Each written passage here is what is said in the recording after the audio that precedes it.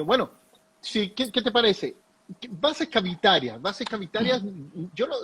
yo creo que desde el primer año de facultad comenzamos a escuchar en operatoria dental especialmente, en prótesis quizás no tanto, pero sí en operatoria dental escuchamos bases cavitarias, liner, barnices, comenzamos a escuchar muchos de ese tipo de nombres que se asocian mucho a la operatoria dental y que tenían como objetivo crear un aislamiento térmico, un aislamiento eléctrico, un aislamiento entre la restauración con las estructuras dentinarias en las cuales estábamos trabajando.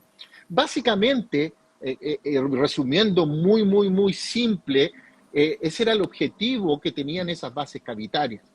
Y esas bases cavitarias, como comentaba, existían los cementos, existían los liners, existían los barnices, y cada uno de ellos con ventajas y desventajas, pero cada uno de ellos tenía ese objetivo de producir una barrera que permitiera proteger las estructuras dentarias de esas noxas externas, de esa restauración de los procedimientos.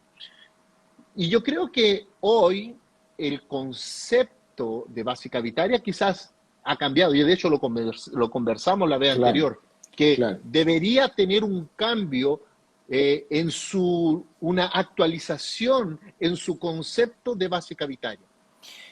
Sí, yo tomando también la línea de lo que tú dices, si uno piensa en el diente en sí, el protector dentino pulpar por excelencia es el esmalte. Es el tejido más externo que protege naturalmente, está ahí para una de sus funciones es hacer eso. Y cuando lo perdemos y se produce una desestabilización, en diferentes épocas de la odontología hemos tenido diferentes tecnologías y conocimientos acerca del diente, de sus tejidos, del proceso inflamatorio, regeneración, etcétera, que nos ha llevado a tomar decisiones que eran acorde con cada época y que eran acorde con la tecnología y los conocimientos que teníamos en la época. Entonces, como tú bien decías, estaban los barnices, que hoy, si uno va a un Craig, o a un libro clásico o Philip, tú los vas a encontrar ahí, la descripción, y súper detallada todavía, ya en 2013, la versión 2013, cuando las amalgamas, etcétera, y hace toda una descripción acerca de él y hace una historia, porque hoy en día ya no tiene sentido utilizarlo, ¿cierto? Y después va haciendo la secuencia hacia los liners, hacia las bases, etcétera, pero cuando empezamos a ver, tenía que ver con las características del material que había en la época. Tanto así que las bases, por ejemplo, es como que daban características para darle una definición, cuándo era base, cuándo era liner. Y una era el espesor de película. Imagínate, Correcto. El espesor de película, uno dice... A lo mínimo 1 milímetro, decían. 0,75 o 1 milímetro, claro. Entonces uno dice, ya, y si yo ese material lo aplico a un espesor menor, pasó a ser liner, siendo el mismo material, que busca la misma función, que mantiene las mismas propiedades. Entonces yo creo que se empezó a complicar mucho en base a esto, y yo creo que hay una cosa que no ha cambiado. Entonces uno busca ya, de todo esto, ¿qué no ha cambiado? Yo necesito hacer una protección dentino-pulpar. Eso es lo que yo necesito. Yo necesito hacer una protección dentino-pulpar. Ahora, si me permites, podríamos, antes de entrar a cuál sería actualmente un concepto para nosotros de base cavitaria, yo creo que habría que definir, bueno, ¿qué era una base cavitaria? Mira quién entró ahí, Lorenzo y Vicente. Ahí están de nuevo los niños, los vi en la foto. Lorenzo y Vicente, por favor, váyanse a dormir, hijo. Muy tarde. Muy tarde. Entonces, si pudiéramos definir base cavitaria, el concepto clásico, tradicional de base cavitaria es o un cemento, o una base, o un liner, ¿no es cierto?, que tiene que tener algunas propiedades, cumplir propiedades mecánicas en la oclusión o a la hora de condensar nuestro material, que tenga una resistencia suficiente para esa función, aislante térmico, etc. Eléctrico. Ahora, ese concepto de base cavitaria se aplicaba a una cavidad en la cual se aplicaba en toda la superficie de esa cavidad, ya sea superficial, sea media o sea profunda. El concepto era aplicar esta base de pared a pared en toda la superficie. Exacto. Entonces, ese concepto de base cavitaria quizás hoy no se cumpla. Y tenía que ver con los materiales que se utilizaban posterior a la base. ¿Correcto? Amalgamas, metales, ¿cierto? Que eran Correcto. materiales que habían corrientes Buenos galvánicas, conductores térmicos, muy buenos conductores conductores térmicos, térmicos. eléctricos. Entonces, no había continuidad como lo que entendemos hoy como por los sistemas adhesivos que se compenetran a un nivel ya mucho nano y micro, ¿cierto? Mecánico, cosa que no existía en el momento. Después de una base, una amalgama no generaba eso. Entonces, Entonces, ahora, otro detalle importante que hay que recordar, porque para poder avanzar tenemos que saber de dónde viene, ¿no es exacto. cierto? Ahora, ¿qué teníamos? Las bases cavitarias eran básicamente cementos, donde teníamos, por ejemplo, cemento óxido de sinogenol, cemento Sí, fosfato, sí. ionómero de vidrio, Los por ejemplo, policarboxilatos de la época también. policarboxilato, donde tenían los barnices. ¿Qué son los barnices? Los barnices es una solución. Es una solución donde se tenía una resina en Copal. un solvente orgánico, donde se eliminaba ese solvente orgánico y esa resina quedaba en contacto con la dentina, pero ella no tenía ningún tipo de interacción, era solamente traba Exacto. mecánica. ¿Me entienden? Incluso, pero había, a mí me llamó harto la atención porque, por ejemplo, en la época, cuando uno va a los libros más antiguos, había una técnica, ¿no? Porque no la podías dejar, era fina, pero tenías que aplicar más de Correcto. una capa porque si no quedaba irregular y se asociaba a una sensibilidad postoperatoria. Siempre nos gusta hablar de la sensibilidad postoperatoria. Eh. Y en esa época Ahora, ya estaba el concepto y si no lo hacías de dos capas, no sabías nada. Muy ahora, perdido. y por último, los liners. ¿Qué son los liners? Son una suspensión de un sólido también en un solvente, que podría ser, por ejemplo, hidróxido de calcio, y Sí, donde se eliminaba ese solvente y el hidróxido de calcio entraba en contacto, pero también era solo mecánico. Entonces, tanto barnices cuanto liner eran solo superficial, no había una interacción con la dentina, a diferencia de algunos cementos que sí la tenían.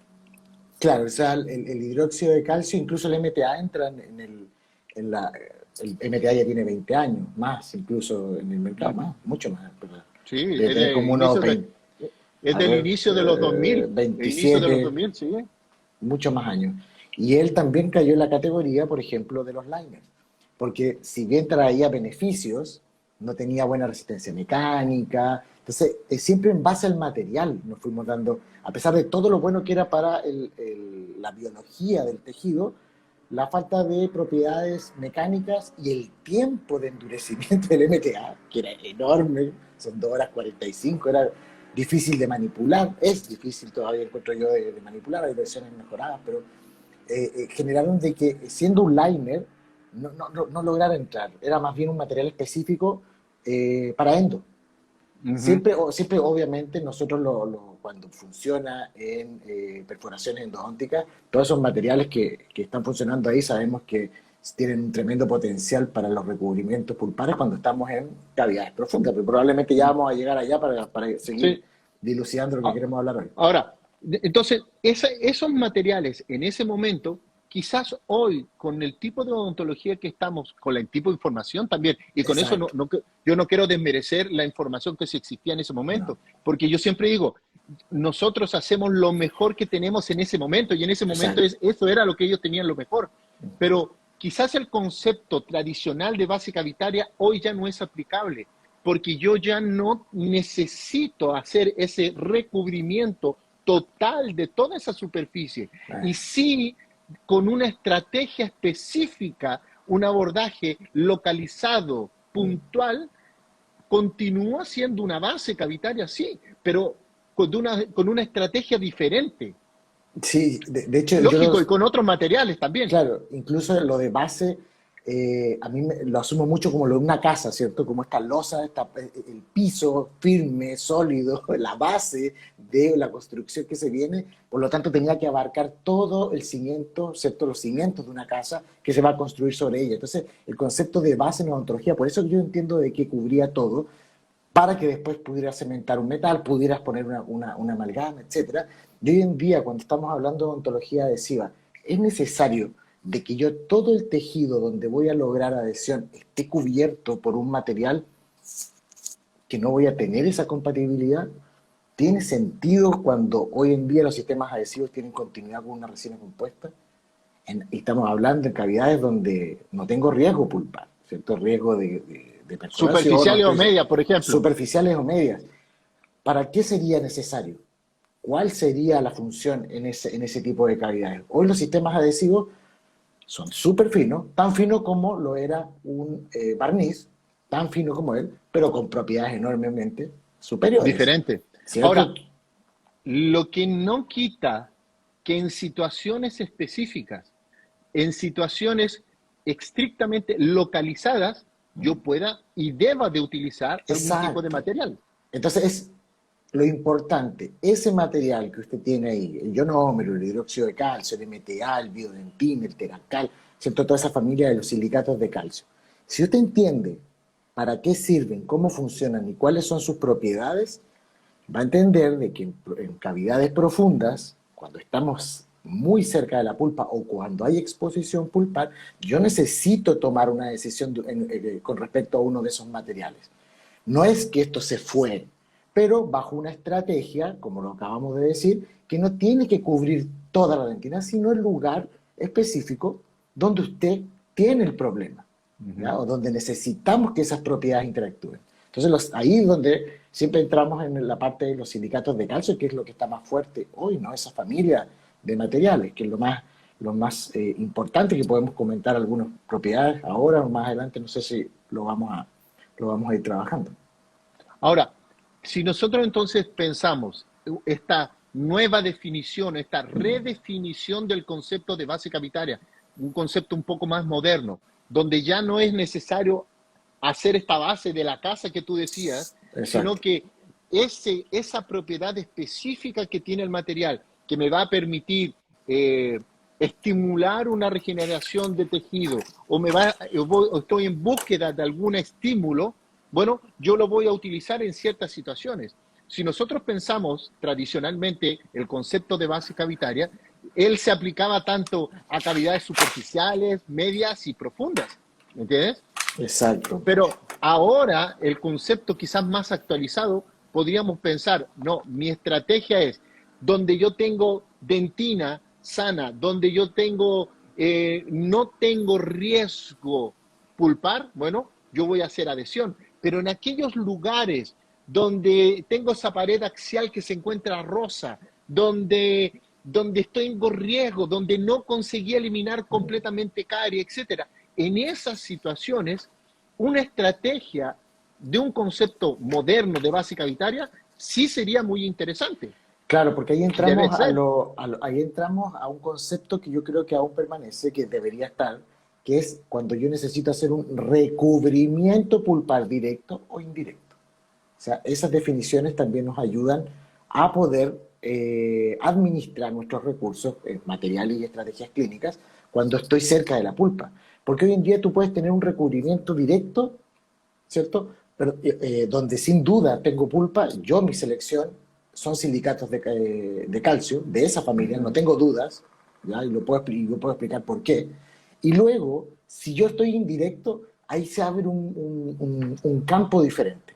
Porque hoy en día tú puedes tener un recubrimiento pulpar directo con permanencia de caries, ¿cierto? Dejando caries residual, o no, ¿ok? Ujú. Pero ahora, si corres el riesgo de eliminar todo, puedes perforar y ahí los porcentajes de éxito empiezan a caer, ¿cierto? De Acá es. vitalidad pulpar caen mucho, ya según la literatura que nosotros manejamos. Entonces, en esos puntos yo creo que es donde necesitamos entender de que hay materiales con propiedades bioactivas que son los más interesantes de poner, ¿cierto? Ahora, alguien me va a decir, ya doctor, pero también hay estudios donde se ha puesto recubrimientos pulpares indirectos, ¿cierto? Cera, ionómero, sistemas adhesivos y sigue vital. Claro, en esa polémica o en ese aspecto todavía hay cosas que tenemos que aprender. Pero si tú me preguntas, yo prefiero poner un material que sea bioactivo a esa distancia de la pulpa, sabiendo que los tubulillos son tremendos Ampliamente diámetros, amplio. ampliamente, ¿cierto? Tienen un tremendo diámetro. Yo prefiero, mientras espero más informaciones, observar aplicar un material que sea bioactivo, que sea biocompatible y que no voy a tener riesgo. Mientras tanto, los que quieran aplicar sistema adhesivo a esa distancia, les comento que se ha tratado de hacer, pero los sistemas adhesivos son citotóxicos, ¿ya? Hay un estudio actual ahora de un grupo japonés, también está ahí Marcus Blatz, donde se utilizaron un sistema adhesivo modificado, que es de la empresa Curaray, etcétera, y los resultados fueron de que no hay una formación de odontoblastos ¿cierto? Odontoblastoides bien organizada después de la aplicación. Entonces el resultado fue parcial. Yo prefiero aún apostar por un resultado óptimo, donde aplico materiales bioactivos. Sin duda, en ese paper, el sistema adhesivo específico que ellos utilizaron no era igual, ¿cierto?, al el Clearfield el S-Bond. También lo aplicaron y ese acabó con todo, amigo. Fue súper tóxico. Pero Una este bomba otro, atómica. claro, fue una bomba atómica, que era lo que ya sabíamos. Pero ellos están trabajando en mejorar estos sistemas adhesivos porque, ¿por qué no? En algún momento, cuando nuestros conceptos de universal, ¿cierto?, que es lo que yo siempre estoy como trabajando, va a tomar de que sea un protector dentino pulpar para recubrimiento pulpar directo e indirecto. O sea, ahí van a sumar algo más, probablemente en el tiempo, ¿ya? Porque hay formas de mineralización, etcétera. La tecnología nos puede llevar para allá. Yo no digo que no, pero en este momento, con lo que hay, yo no lo voy a hacer.